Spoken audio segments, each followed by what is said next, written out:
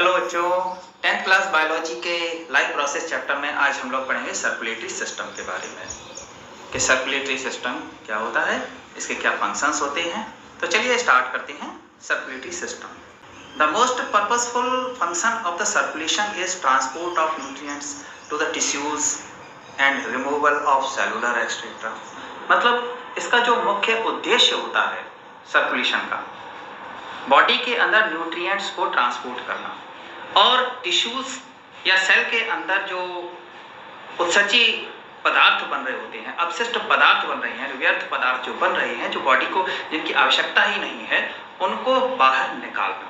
तो इसका जो मेन पर्पस है, न्यूट्रिएंट्स को सेल तक या टिश्यू तक वहां पहुंचाना और सेलुलर एक्सक्रीटा को रिमूव करना। तो animal possesses body fluid for this purpose. तो एनिमल्स के अंदर एक विशेष प्रकार का फ्लड होता है इस पर्पस के लिए।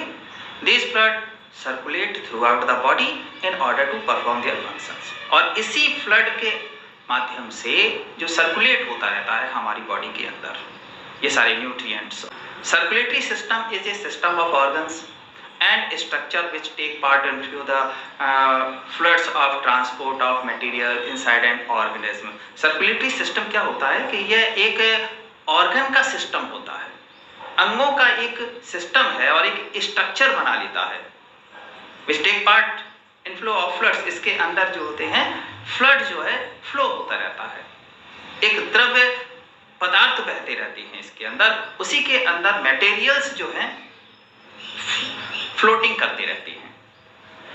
The material transported through circulatory system include, देखिए इसमें जो मटेरियल्स होते हैं, पदार्थ होते हैं, ट्रांसपोर्ट होते रहते हैं सर्कुलेटरी सिस्टम में, जैसे कि water, oxygen, carbon dioxide, nutrients, vitamins, hormones and waste products in the body of organism. Flow of fluid takes place in the definite direction to move the substances. यानी कि ये जो सारे पदार्थ हैं जो मैंने अभी बताए हैं, कार्बन डाइऑक्साइड और न्यूट्रिएंट्स, ऑक्सीजन, विटामिन्स, हार्मोन्स और जो वेस्ट प्रोडक्ट्स होते हैं, व्यर्थ पदार्थ होते हैं, ये बॉडी के अंदर फ्लो होते रहते हैं फ्लड में। फ्लड के अंदर ये फ्लो होते रहते हैं और एक डेफिनेट डायरेक्शन में ही ये मूव करते हैं। ये सारे पदार्थ जो होते हैं डेफिनेट डायरेक्शन में मूव करते रहते हैं। तो अब देखिए इसमें हम पढ़ेंगे जो ब्लड वैस्कुलर सिस्टम होता है वर्टिब्रेट का। जितने भी ये वर्टिब्रेट्स होते हैं, कशेरुकी होते हैं जिनमें स्पाइनल कॉर्ड पाई जाती है, उनको हम वर्टिब्रेट बोलते हैं। तो वर्टिब्रेट से जितने भी होते हैं वो जैसे कि ह्यूमन बॉडी है, consist of several organ system. Human body के अंदर बहुत सारे ऑर्गन सिस्टम हैं और ये सारे ऑर्गन सिस्टम को सर्कुलेटिंग के लिए एक फ्लड की आवश्यकता होती है। सारे ऑर्गन सिस्टम यानी कि हमारी बॉडी के अंदर बहुत सारे सिस्टम हैं। एक सिस्टम हम इसके पहले पढ़ चुके हैं, 2 सिस्टम पढ़े हैं इसके पहले, जैसे कि रेस्पिरेटरी सिस्टम और डाइजेस्टिव सिस्टम के बारे में भी हमने पढ़ा। इसी प्रकार से बहुत सारे सिस्टम्स हैं, आगे हम पढ़ेंगे इसमें। उन सभी सिस्टम्स को फ्लड की आवश्यकता होती है, यानी कि जो सर्कुलेटिंग होता रहता है बॉडी के अंदर ये fluids. There are 2 principal circulating fluid in our body. इसमें देखिए 2 सिद्धांत सर्कुलेटिंग के लिए काम करते हैं। पहला, blood contained in the pump houses of heart. Blood जो होता है ये पंप होता रहता है, पंप की आवश्यकता होती है ब्लड को, पूरी बॉडी में पंप करता है। और वो क्यों करता है? हार्ट, यानी कि जो हमारा पंप हाउस जिसे हम बोलते हैं heart. And in the blood vessels, और जो ब्लड होता है वो ब्लड वेसल्स में फ्लो होता रहता है। ब्लड वेसल्स कौन कौन सी? जैसे आर्टरीज, वेन्स एंड कैपिलरीज।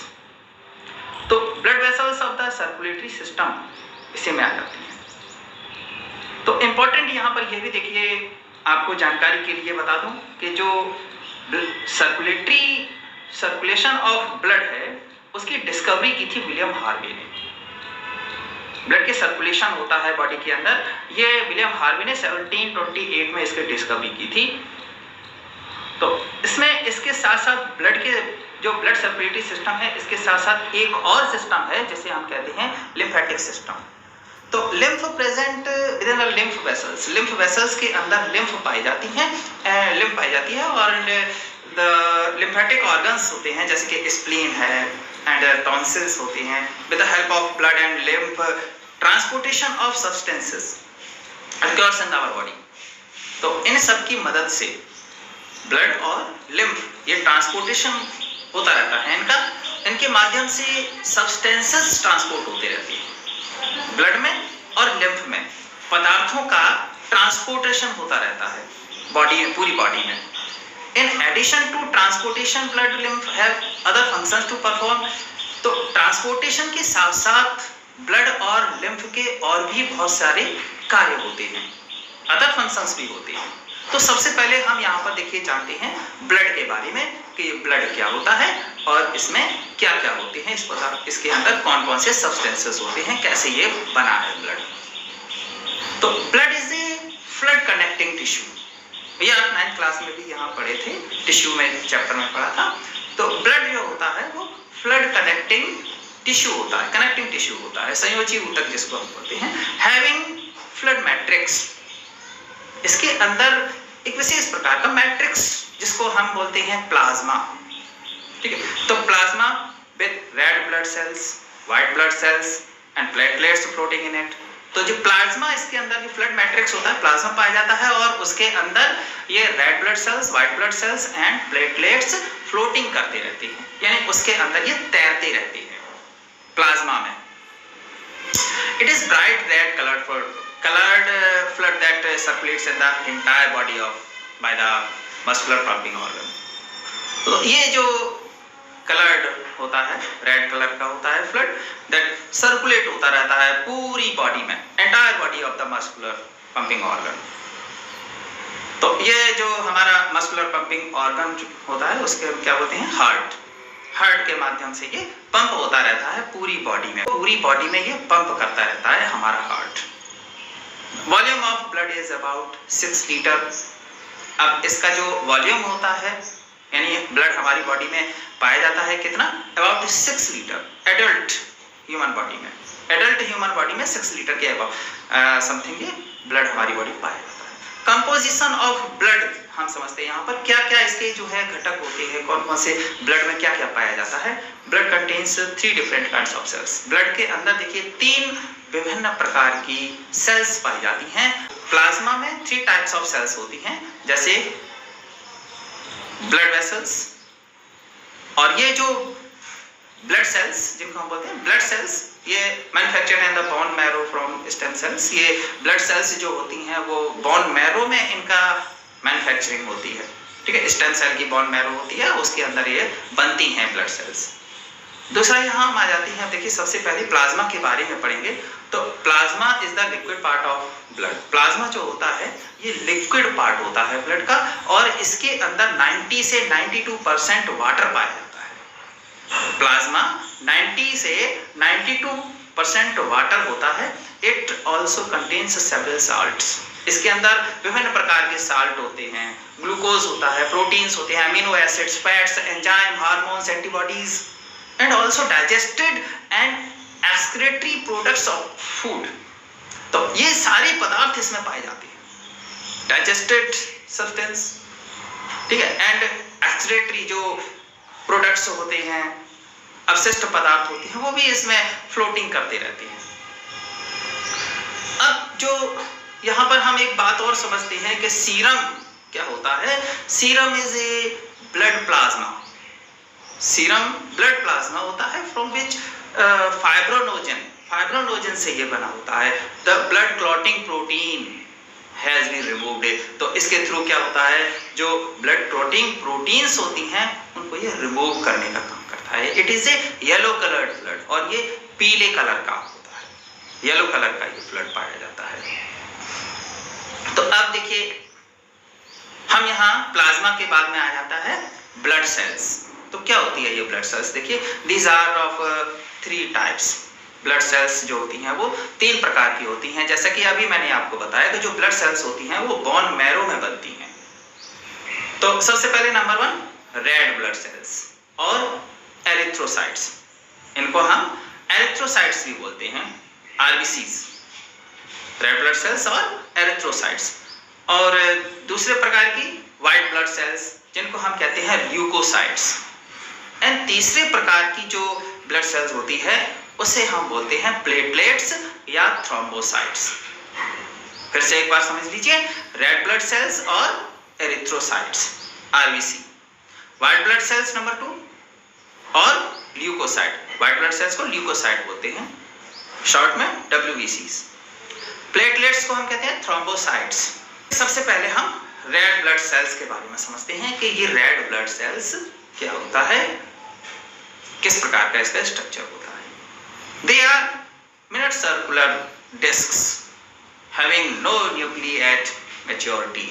देखिए ये जो बहुत ही छोटे होते हैं, डिस्क लाइक होते हैं, ध्यान रखना इस बात को, इनमें न्यूक्लियस नहीं पाया जाता है, और ये जो होते हैं मैच्योर होने के बाद भी न्यूक्लियस नहीं होती हैं। In their cytoplasm is present A red pigment. इसके अंदर देखिए रेड पिगमेंट पाया जाता है, किसमें? रेड ब्लड सेल्स में रेड पिगमेंट होता है और उसका नाम होता है हीमोग्लोबिन। तो आरबीसी में हीमोग्लोबिन पाया जाता है, which is a protein with iron in its molecule. इसके अंदर प्रोटीन, आयरन के साथ साथ प्रोटीन होता है इसके मॉलिक्यूल्स में। It has an affinity of oxygen and readily combines within it conditions of high oxygen concentration. Oxygen इसमें बहुत ज़्यादा मात्रा में यहाँ पर आती है, ऑक्सीजन की कंसंट्रेशन हाई हो जाता है। It forms a unstable compound called oxyhaemoglobin.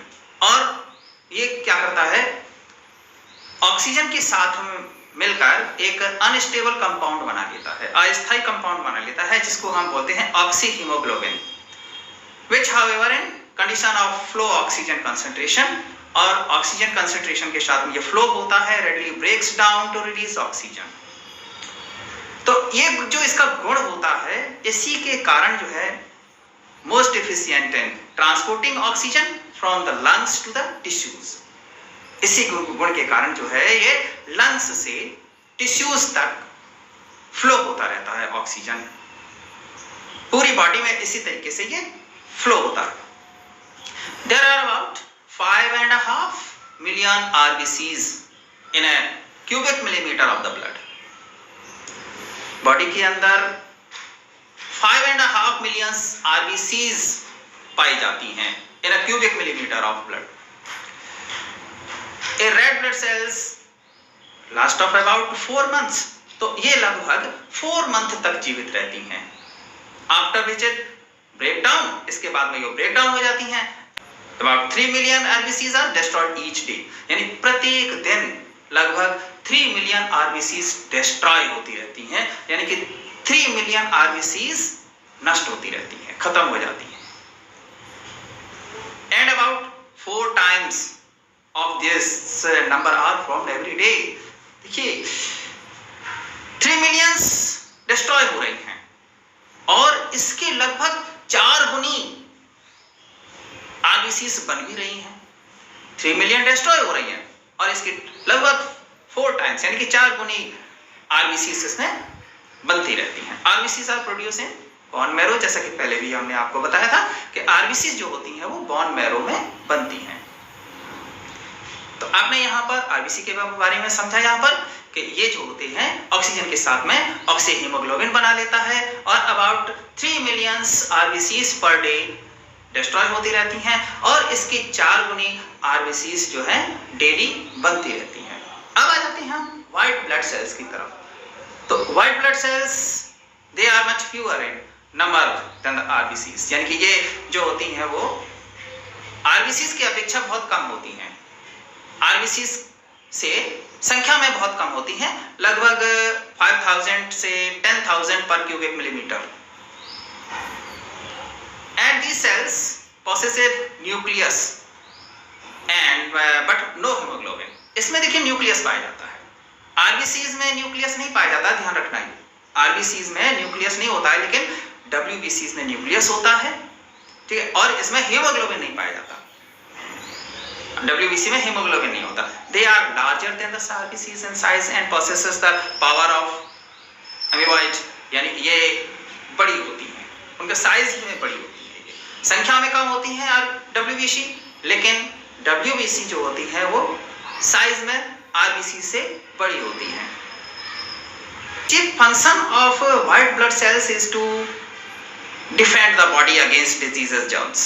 इसका जो कार्य होता है, मुख्य कार्य है इसका होता है किसका? व्हाइट ब्लड सेल्स का। वो होता है हमारी बॉडी को डिफेंड करना, हमारी बॉडी को सुरक्षा देना, हमारी बॉडी को सुरक्षित रखना। किससे? अगेंस्ट डिजीजेस जर्म्स, यानी कि बाहर से आने वाले जो जर्म्स होते हैं, जो जीवाणु हैं, उनसे हमारी बॉडी को प्रोटेक्ट करता है। WBC प्रोड्यूस एंटीबॉडीज, ये एंटीबॉडीज को प्रोड्यूस करते हैं which are responsible for providing immunity, और जिसके कारण ये एंटीबॉडी बनाती हैं और इसी के कारण ये जो है हमें इम्यूनिटी प्रदान करती हैं। तो WBC also ingest the destroy bacteria. WBC क्या करते हैं? ये जो बैक्टीरिया बाहर से आ रहे होते हैं उनको इंजेस्ट करता है और उनको नष्ट कर देता है। And dead cells by engulfing and digesting them, और जो डेड सेल हो जाती है ना, सेल्स जो डेड हो गई, उनको भी ये डाइजेस्ट करने का काम करता है, उनको भी खत्म कर देता है ये। तो अब जर्म्स को खत्म करता है, बैक्टीरियाज को खत्म करता है, इसी के कारण इनको जो होता है WBC को बोलते हैं सोल्जर ऑफ आवर बॉडी। चलिए अब हम आते हैं प्लेटलेट्स की तरफ। दे आर कलरलेस, ये भी कलरलेस होते हैं WBC की तरह, एंड नॉन न्यूक्लिएटेड, इसमें न्यूक्लियस नहीं होता। WBC में ध्यान रखना न्यूक्लियस होता है, RBC में न्यूक्लियस नहीं होता, प्लेटलेट्स में भी न्यूक्लियस नहीं पाया जाता है। इरेगुलर शेप होती है इनकी, कोई शेप नहीं, इरेगुलर है। Fragments of the cells with a very short life, इनका जीवन काल भी बहुत ही शॉर्ट होता है, span of 3 to 5 days। Platelets का जो जीवन काल होता है 3 से 5 दिन होता है। They help in the clotting of blood, तो ब्लड की क्लॉटिंग में ये हेल्प करते हैं। अब आ जाते हैं, हमने फंक्शन समझ लिया इनका, हमने स्ट्रक्चर समझ लिया ब्लड का। तो 3 टाइप्स के यहाँ पर ब्लड में 3 टाइप्स ऑफ सेल्स पाई जाती हैं। अब इनकी फंक्शंस की बात करते हैं हम। तो सबसे पहले ब्लड प्लाज्मा, ब्लड का जो प्लाज्मा होता है ट्रांसपोर्ट करता है फूड को, carbon dioxide, nitrogenous wastage and dissolve form में जो होती हैं इसके अंदर, उन सबको ट्रांसपोर्ट करने का ये कार्य कर रहा है। कौन? Blood plasma. RBCs transport oxygen, RBC क्या कर रहा है? ऑक्सीजन को ट्रांसपोर्ट कर रहा है with the help of haemoglobin. Haemoglobin की हेल्प से ये जो होता है ऑक्सीजन को ट्रांसपोर्ट करने का कार्य करता है। And WBC called the soldier of our body, provide defend against diseases. तो WBC जो है सोल्जर कहलाते हैं, बॉडी के सैनिक, soldier of our body, and provide the defence against, तो हमें सुरक्षा प्रदान करते हैं किससे? डिजीजेस से, बीमारियों से ये हमें सुरक्षा देते हैं। Platelets causes clotting of blood at the site of injury to prevent excess loss of blood। जो प्लेटलेट्स होते हैं ये ब्लड को क्लॉटिंग में हेल्प करते हैं। जैसे मान लीजिए कि आपको कहीं चोट लग जाती है या आप कट जाते हैं, छिल जाते हैं, तो वहां से ब्लड निकलना शुरू हो जाता है और कुछ देर बाद आपने देखा होगा कि उस जगह पर अपने आप ब्लड बहना बंद हो जाता है, यानी कि वहां पर क्लॉटिंग हो जाती है। यानी कि ब्लड को क्लॉटिंग करने में ये हेल्प करते हैं कौन? प्लेटलेट्स।